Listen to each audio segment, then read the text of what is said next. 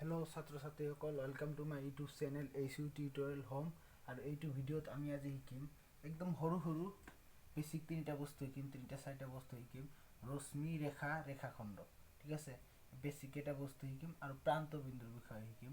প্ৰথমতে যদি আমি চাওঁ ৰশ্মি, ৰশ্মি কি হ'ব, এনেকুৱা এটা দাগ এটা দিলে আৰু এইফালে যদি কাৰ চিহ্ন দিওঁ এইটো কি হ'ব, এটা ৰশ্মি হ'ব, ঠিক আছে। তো ৰশ্মিৰ একেফালে কি থাকিব, এটা কাৰ চিহ্ন থাকিব আৰু এইফালে কি থাকিব, এটা এনেকুৱা বিন্দু থাকিব। গতিকে ৰশ্মিটো আমাৰ একফালে কাৰ চিহ্ন থাকিব, একফালে কাৰ চিহ্ন আছে মানে কি, ৰশ্মিটোক আমি একফালে অসীমলৈ বঢ়াই দিব পাৰোঁ, ঠিক আছে। আৰু ৰশ্মিত আমাৰ দেখা গৈ আছে যে ৰশ্মিটো ইয়াৰ পৰা আৰম্ভ হৈছে, এইফালে গৈ আছে। গতিকে ৰশ্মিৰ আৰম্ভণি বিন্দু বা এইটো প্ৰান্ত বিন্দু বা আৰম্ভণি বিন্দু আছে, কেইটা আছে, এটা। কাৰণ ইয়াৰ পৰা আৰম্ভ হৈছে আৰু এইফালে গৈ আছে, হৈছে। গতিকে ৰশ্মিৰ আৰম্ভণি বিন্দু বা প্ৰান্ত বিন্দু আমাৰ কি হ'ব, এটা হ'ব। আৰম্ভণি বিন্দু আৰু প্ৰান্ত বিন্দু একে, ঠিক আছে। কেইটা হ'ব, আমাৰ এটা হ'ব, ঠিক আছে। এইটো কি হ'ব, আমাৰ ৰশ্মি, যদি ৰশ্মি একফালে কাৰ চিহ্ন থাকে, ঠিক আছে, আৰু এইফালে এটা প্ৰান্ত বিন্দু বা আৰম্ভণি বিন্দু থাকে। আৰু 2 নম্বৰ যদি আমি কওঁ ৰেখা, ৰেখা আমাৰ কেনেকুৱা হ'ব, দাগৰ দুয়োফালে আমাৰ কি থাকিব, কাৰ চিহ্ন থাকিব। তাৰমানে কি, ৰশ্মিক আমি দুয়োফালে অসীমলৈ বঢ়াই দিব পাৰোঁ। ৰশ্মিক কি কৰিব পাৰোঁ, দুয়োফালে অসীমলৈ বঢ়াই দিব পাৰোঁ। দুয়োফালে যদি ৰশ্মিক আমি অসীমলৈ বঢ়াই দিওঁ, ইয়াত দেখা গৈছে যে আমাৰ কি নহয়, কোনটো ক'ৰ পৰা আৰম্ভ হৈছে এইটো আমি দেখা নাপাওঁ। গতিকে ক'ৰ পৰা আৰম্ভ হৈছে বুজা নাযায়, কোনফালৰ পৰা আৰম্ভ হৈছে আৰু ক'ত শেষ হৈছে বুজা নাযায়। সেইকাৰণে ৰেখাৰ কোনো প্ৰান্ত বিন্দু নাই। ৰেখাৰ প্ৰান্ত বিন্দু কি হ'ব, 0। প্ৰান্ত বিন্দু বা আৰম্ভণি বিন্দু 0 হ'ব, হৈছে। তাৰপিছত এতিয়া আৰু এটা আছে যে ৰেখাক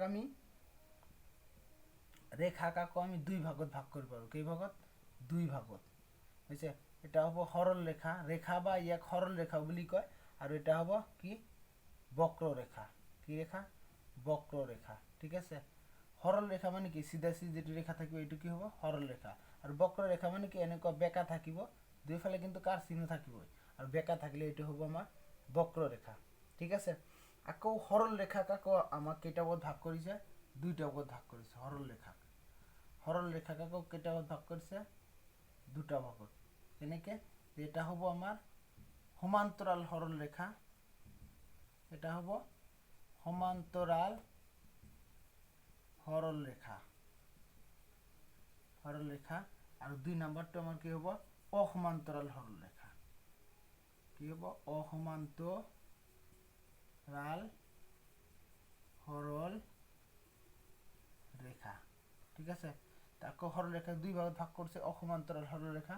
এতিয়া সমান্তৰাল সৰল ৰেখা কি হ'ব, এনেধৰণৰ দুযোৰ ৰেখা যদি আমি এনেকৈ আঁকো, আৰু এইবিলাক যদি দুয়োফালে ডিষ্টেঞ্চ যদি সমান হয়, এইটোক আমি অসীমলৈ বঢ়াই দিলেও যি হ'ব, এইটো অসীমলৈ বঢ়াই দিলে আৰু এইফালে অসীমলৈ বঢ়াই দিলে, এইফালে অসীমলৈ বঢ়াই দিলে যদি সিহঁতৰ ডিষ্টেঞ্চটো, দিশটো সমান থাকে আৰু কেতিয়াও যাতে কটাকটি নকৰে, যদি এনেকুৱা যদি কটাকটি কেতিয়াও নকৰে, তেতিয়া এই ৰেখা দুডাল কি হ'ব, সমান্তৰাল সৰল ৰেখা।